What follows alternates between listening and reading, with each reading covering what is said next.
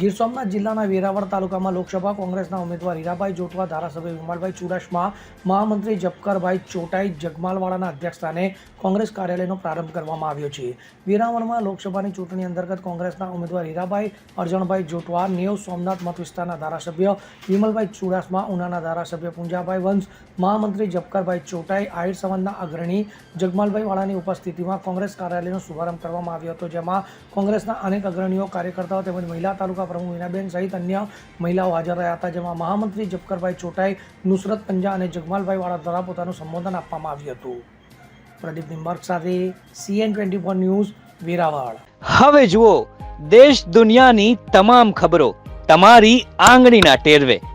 ઉઠાવો મોબાઈલ અને Google Play Store પરથી ડાઉનલોડ કરો અમારી CN24 ન્યૂઝ મોબાઈલ એપ.